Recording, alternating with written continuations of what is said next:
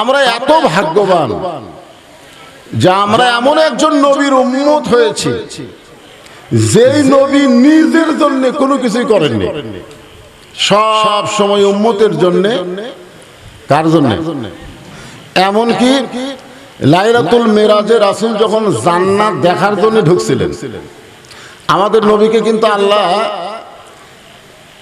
জান্নাত দেখার তৌফিক দিয়েছিলেন। এটা আপনারা বিশ্বাস করেন? সে রাতের নাম কি? লাইলাতুল মেরাজ। আল্লাহ নবীর সঙ্গে একজন ফেরেশতা ছিল, নাম হলো জিবরাইল। নাম কি? উনি নবীকে জিজ্ঞাসা করলেন, ইয়া রাসূলুল্লাহ, আপনি যে জান্নাতে ঢুকেছেন, এই জান্নাত থেকে যদি বের না হন, আল্লাহ আপনাকে বার করে দিবে না।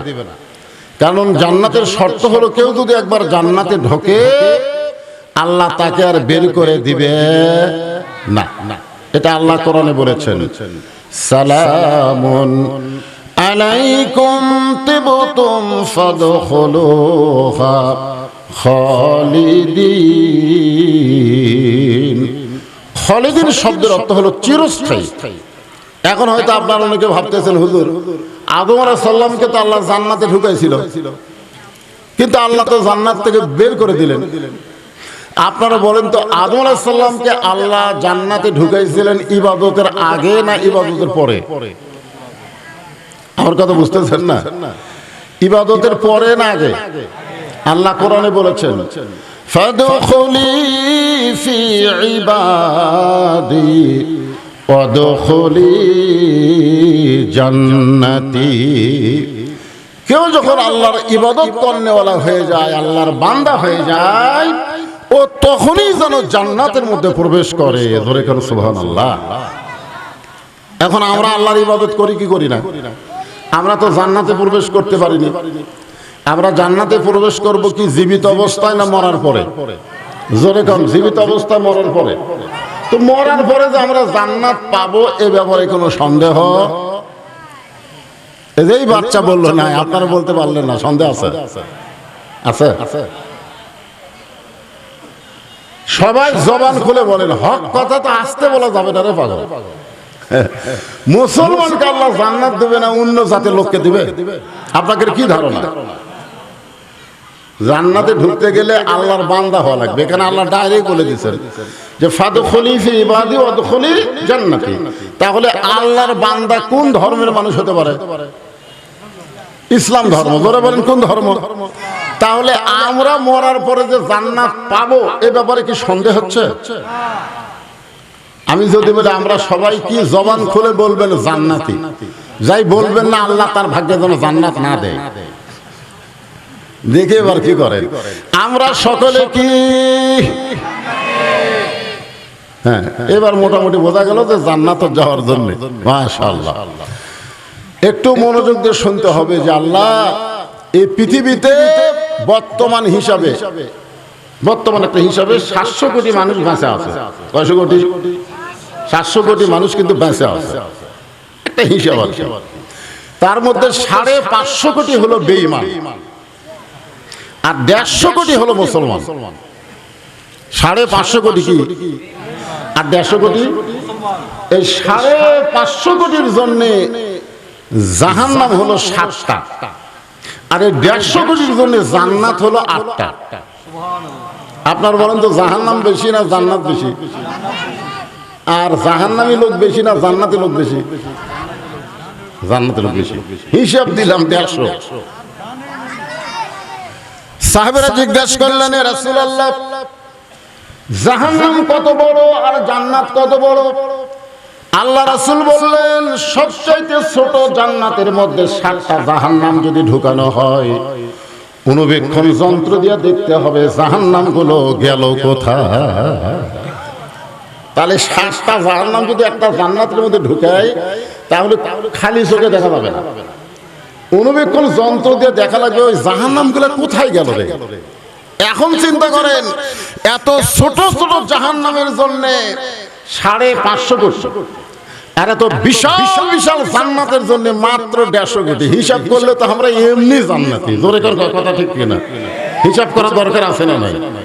আর তারপরেও জান্নাত পাওয়ার আরেকটা লক্ষণ হলো আপনারা এই মুহূর্তে যে জায়গায় বসে আছেন, বিশ্বাস করেন এই জায়গাটা হলো জান্নাতের টুকরা। বিশ্বাসের বিরাই বস্তু, তর্কে বহুদূর। জোরে কান ঠিক না? এখন যদি কেউ বলেন হুজুর আপনারা যে বলেন যে এটা জান্নাতের বাগান, তো জান্নাতের বাগান যদি এরকম ব্যবসায়ী হয়, একটু পানি হলে আর বসা যায় না, পরে ঠিকতে বসা লাগে, তাহলে জান্নাত তো খুব একটা ভালো না। কি মনে করতেছেন? মানে বিশ্বাসে মিলাই বস্তু, একটা কথা আছে না নাই, বিশ্বাসে মিলাই বস্তু তর্কে বহুদূর।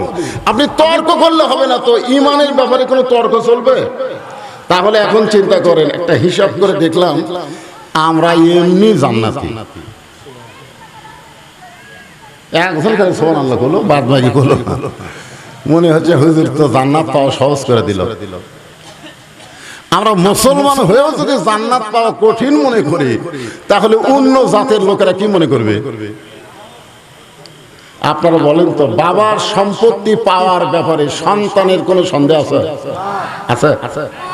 যদি সন্তান গ্রামের মধ্যে বলে বেড়ায় বাবার সম্পত্তি পাই কি না পাই, পাই কি না পাই, তখন গ্রামের লোক বলবে তোর জন্মে ভেজাল আছে। জোরে কোন কথা ঠিক কিনা? তোর জন্মে ভেজাল না থাকলে বাবার সম্পত্তি পাওয়ার ব্যাপারে তো সন্দেহ হয় কেন? আজকে মুসলমান দাবি করার পরেও যদি বলে জান্নাত পাই কিনা পাই, পাই কিনা পাই, বুঝতে হবে তার ধর্মের মধ্যেও ভেজাল ঢুকছে। জোরে কোন কথা ঠিক কথা কর না কেন? আপনাদের মধ্যে কি ভেজাল আছে? তাহলে আমরা সবাই কি একের সাইটা বলবেন জান্নাতে? যারা দাঁড়িয়ে আছেন আপনাদের ভাব কি? হ্যাঁ, কি ভিজা নাকি? ভিজা? আসলে বৃষ্টি হয়েছে তো সকালবেলায়, এখনো পর্যন্ত পুরোপুরি শুকনা হয়নি। একটু বসেন, কি করবেন?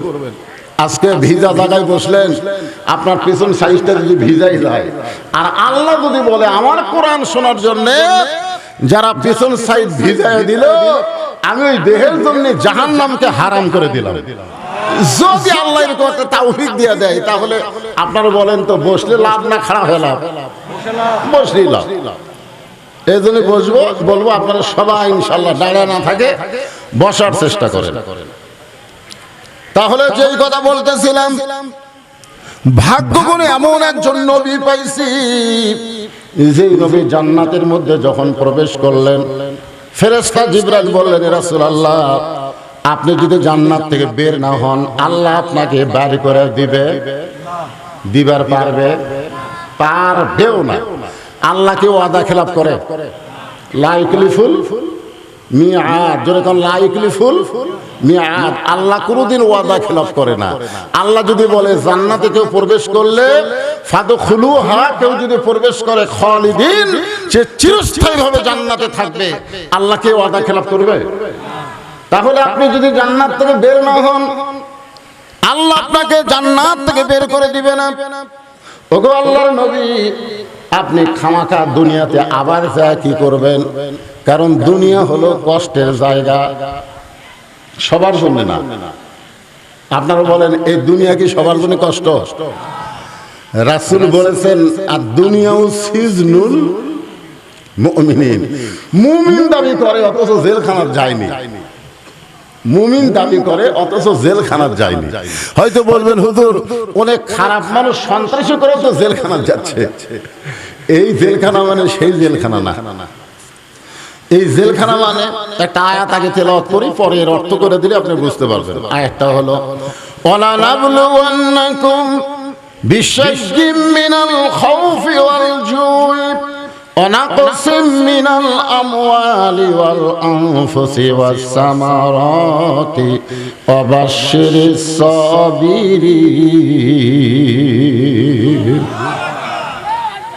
আল্লাহর কোরআন শুনলে যে ঈমান বাড়ে, সে আয়াতেরই কিন্তু আজকে তাফসীর হবে। আমি সে আয়াতে কিন্তু খুতবার মধ্যে তেলাওয়াত করছি। আয়াতের একটা অংশ হলো জাদাতুহুম ঈমানান ওয়া ইযা তুলিয়াত আলাইহিম আয়াতুহু জাদাতুহুম ঈমানান। মানে কোরআনের আয়াত শোনার পরে ঈমান বাড়ে না কমে? তো ঈমান বাড়ার লক্ষণ কি চুপ থাকা? আজকে আমাদের বাংলাদেশের মুসলমানের ঈমান খুবই দুর্বল, যার কারণে বাতিলের কাছে চুপ হয়ে গেছে। যখন কথা ঠিক কিনা? জালেমের জুলুমের কাছে চুপ, সবাই বলতেছে কথা বললেই বিপদ ভাই, চুপ থাকাই ভালো। জীবন বাঁচান ফরজ, জীবন বাঁচান ফরজ, ইমান যাহাই হয়ে যাক ভাই, জীবন বাঁচান লাগবি ভাই, কথা বলা যাবে না। এই খালি কথা না বলার কারণে আজকে বাংলাদেশে জালেমের জুলুম বাড়তেছে দিন দিন। দরকার কথা ঠিক কিনা? কথা বলা লাগবে। আল্লাহর কোরআন তেলাওয়াত শুনলেন, দুই একজন আল্লাহু আকবার করেন, বাদ বাকি করলেন না, ফেরেশতারা বলবে আল্লাহ এরা আর আল্লাহু আকবার বললো আর এরা করলো না, কারণ কি? আল্লাহ বলবে যারা আল্লাহু আকবার বলেছে এরাই মুসলমান, আর যারা বলেনি এরা মুসলমানের মধ্যে কি? আমি আর করলাম না, আপনারাই করলেন। আল্লাহ কোরআনে বলেন ওয়ামিনান নাসি মান ইয়াকুলু আমান্না বিল্লাহি ওয়া বিল ইয়াউমিল আখিরি ওয়া মা হুম বিমুমিনিন। মানুষের মধ্যে এমন কিছু মানুষ আছে বুঝলেন, যারা বলে আমরা আল্লাহকে বিশ্বাস করি, আখিরাতকে বিশ্বাস করি, আল্লাহ বলেছে, এরপরেও তারা মুমিন না। এরপরেও তারা কি নয়? তারা মুমিন নয়, তারা হলো মুনাফিক। আর মুনাফিকের আবাদ কিন্তু কাফের বেঈমানদের মধ্যে হয় না, মুনাফিকের আবাদ হয় মুসলমানের ভিতরেই। জোরেকার কথা ঠিক কিনা? এখন থেকে কোরআনের আয়াত তেলাওয়াত শুনলে সবাই একটু আল্লাহু আকবার বলবেন, খুশি হবেন কে? আরো জোরে বলেন। দুনিয়া হলো কষ্টের জায়গা। আল্লাহ নবী যেই বছর মেরাজ করেছেন ওই বছর